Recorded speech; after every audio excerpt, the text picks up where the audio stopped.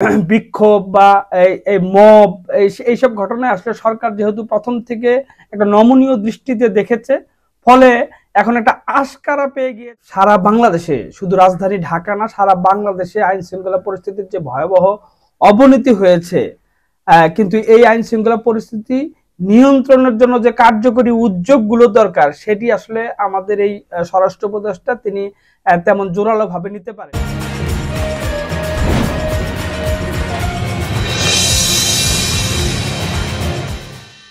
News and views by Nuruzzaman লাবুর পক্ষ থেকে আপনাদের সবাইকে শুভেচ্ছা। আমি আজকে আলোচনা করব আইন শৃঙ্খলার ভয়াবহ অবনতি এবং এই যে স্বরাষ্ট্র উপদেষ্টা আইন শৃঙ্খলা পরিস্থিতির জন্য যিনি দায়িত্বশীল, তিনি আদৌ এই অবনতির জন্য পদত্যাগ করবেন কিনা। তবে বিস্তারিত আলোচনায় যাওয়ার আগে আপনাদের সকলের কাছে request, news and views by Nuruzzaman Labu আমার একটি ইউটিউব চ্যানেল। আমার আলোচনা যদি আপনাদের ভালো লাগে তবে অবশ্যই একটা সাবস্ক্রাইব করবেন এবং লাইক কমেন্টস ও শেয়ার করতে পারেন। যদি ভিন্ন মত থাকে তবে অবশ্যই কমেন্টস অপশনে জানাবেন। তো যেটি বলছিলাম যে আইন শৃঙ্খলা পরিস্থিতির ভয়াবহ অবনতি, এই যে 5 আগস্ট ছাত্র জনতার অভ্যুত্থান, সেই অভ্যুত্থানের পর থেকে সারা বাংলাদেশে, শুধু রাজধানী ঢাকা না, সারা বাংলাদেশে আইন শৃঙ্খলা পরিস্থিতির যে ভয়াবহ অবনতি হয়েছে, কিন্তু এই আইন শৃঙ্খলা পরিস্থিতি নিয়ন্ত্রণের জন্য যে কার্যকরী উদ্যোগগুলো দরকার, সেটি আসলে আমাদের এই স্বরাষ্ট্র উপদেষ্টা তিনি তেমন জোরালো ভাবে নিতে পারেননি। আপনারা জানেন যে আজকে সাভারে একটি গার্মেন্টস কারখানায় আগুন ধরিয়ে দিয়েছে বিক্ষোভকারীরা। এই গার্মেন্টস এলাকাটাতে, সাভার গাজীপুরে দীর্ঘদিন ধরে এই আনরেস্ট চলে আসছে, কিন্তু সক্রিয়ভাবে সরকারের পক্ষ থেকে সেটি সমাধানের বারবার চেষ্টার কথা বলা হচ্ছে, কিন্তু আমরা কোনো আসলে সমাধান দেখছি না। কেন সমাধান করতে পারছে না, কেন এই আনরেস্ট চলছেই, এইটা আসলে খুবই মানে হতাশাজনক বিষয়। কারণ গার্মেন্টস সেক্টরটা বাংলাদেশের অর্থনীতির জন্য ভীষণ রকম একটা গুরুত্বপূর্ণ সেক্টর। কারণ গার্মেন্টসের যে রপ্তানি আয়, সেই রপ্তানি আয় দিয়ে বাংলাদেশের যে বৈদেশিক মুদ্রা রিজার্ভ, সেটি আসলে ভীষণ রকম গুরুত্বপূর্ণ। এই গুরুত্বপূর্ণ খাতকে যদি আপনার স্থিতিশীলতা না আনতে পারেন, তাহলে তো আসলে আমি বলতে চাই যে আপনারা আসলে পুরোপুরি ব্যর্থ।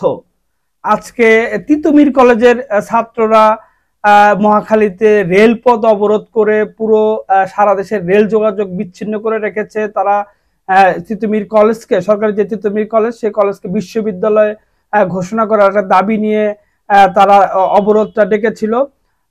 সেই অবরোধের থেকে আপনার চলন্ত ট্রেনে ইট পাটকেল নিক্ষেপের মতো ঘটনাও ঘটেছে, যাতে একজন শিশু সহ, মানে কি একটা ভয়ঙ্কর অমানবিক ঘটনা যে একজন শিশু রক্তাক্ত হয়েছে এই ছাত্রদের ঢিলের আঘাত লেগে, একজন নারী, একজন পুরুষ সহ।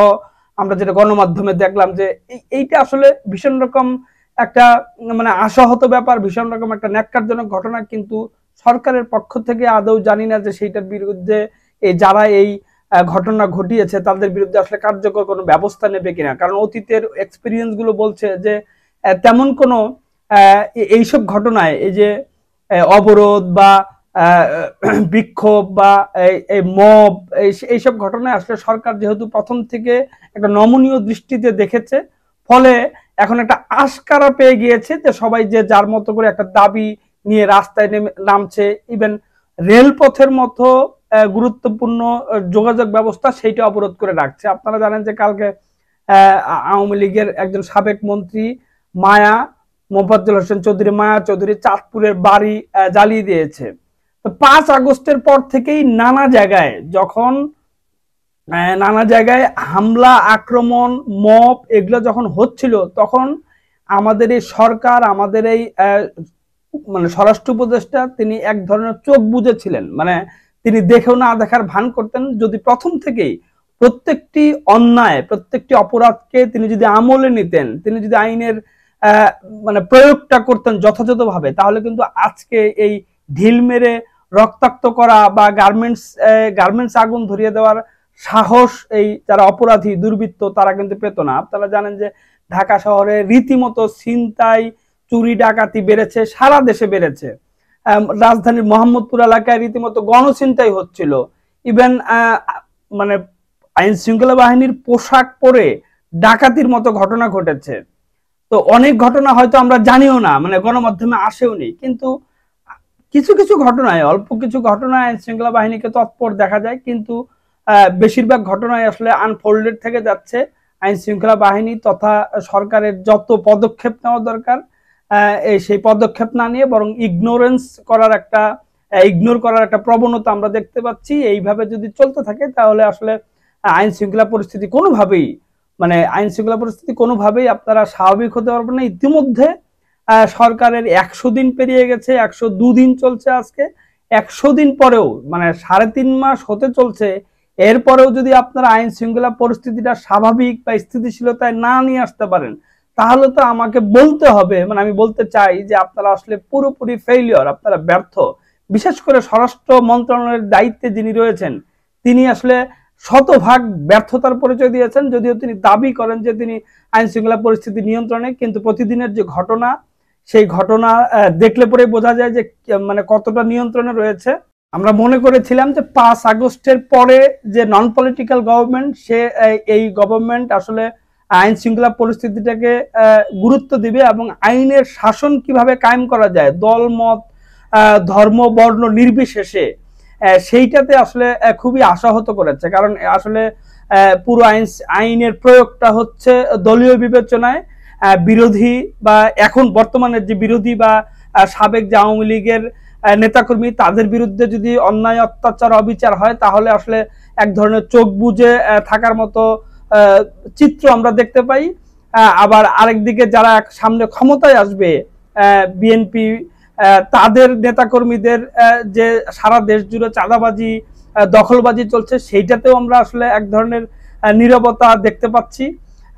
তাহলে আপনারা আইন শৃঙ্খলা আসলে করছেন কিভাবে, মানে নিয়ন্ত্রণ করবেন কিভাবে? আমি আগেও বলেছি যে এই সরকার আসলে বিতর্কিত ইস্যুগুলোতে সবচেয়ে বেশি মনোযোগ দিয়ে ফেলেছে। বিতর্কিত ইস্যুগুলোতে মনোযোগ দেওয়ার কারণে তাদের যে প্রায়োরিটি, যে আইন শৃঙ্খলা পরিস্থিতি, দ্রব্যমূল্য সহ অর্থনৈতিক যে স্থিতিশীলতা আনা, সেইটার দিকে আসলে তাদের মনোযোগটা কমে গিয়েছে, যার ফলে তারা একটা সারা দেশে একটা যাচ্ছে তাই অবস্থা বিরাজমান। এইভাবে যদি চলতে থাকে তাহলে আসলে একদিকে যেমন বাংলাদেশের অর্থনীতি আবারও যা আছে, অবশিষ্ট যতটুকু আছে সেটিও আসলে তলানিতে গিয়ে ঠেকবে, একই সঙ্গে সাধারণ মানুষ ভীষণ রকম ক্ষুব্ধ হয়ে উঠবে এবং তারা কিন্তু প্রতিবাদ করা শুরু করবে। আপনাদের আসলে উচিত প্রায়োরিটি বেসিস, বিশেষ করে আইন শৃঙ্খলা এবং সড়ক অবরোধ, যে কোনো দাবি নিয়েই কেউ যেন সড়ক অবরোধ বা জনদুর্ভোগ তৈরি করতে না পারে, এবং জনদুর্ভোগ তৈরি করলে তাৎক্ষণিক সেইটা কিভাবে নিউট্রালাইজ করা যায়, কিভাবে সেটা আলোচনার ভিত্তিতে সমাধান করা যায়, সেইখানে আপনাদের গুরুত্ব দিতে হবে। কিন্তু আমি মনে করি যে এইটা আসলে এই যে বর্তমান যে স্বরাষ্ট্র উপদেষ্টা, তাকে দিয়ে আসলে কোনোভাবেই এই আইন শৃঙ্খলা পরিস্থিতি আপনারা নিয়ন্ত্রণে আনতে পারবেন না। তাকে আসলে পদত্যাগ করিয়ে অন্য একজন যিনি ক্যাপাবল, এরকম একজন লোককে এই মন্ত্রণালয়ের উপদেষ্টা বানিয়ে আসলে দেশটাকে একটা স্থিতিশীলতার মধ্যে আনেন। এই দেশটা যদি এইভাবে চলতে থাকে তাহলে এই দেশ কোনোদিন সামনের দিকে আগাবে না। আর আইনের শাসন, ন্যায় বিচারটা প্রতিষ্ঠা করেন, কোনো দল মত নির্বিশেষে ন্যায় বিচারটা প্রতিষ্ঠা করাটাই আসলে জরুরি। কোনো পক্ষপাতিত্বমূলক আচরণ কারোর সাথে করবেন না প্লিজ। আইন সকলের জন্য যেন সমান হয়, সেই দিকে খেয়াল রাখেন। সবাইকে ধন্যবাদ।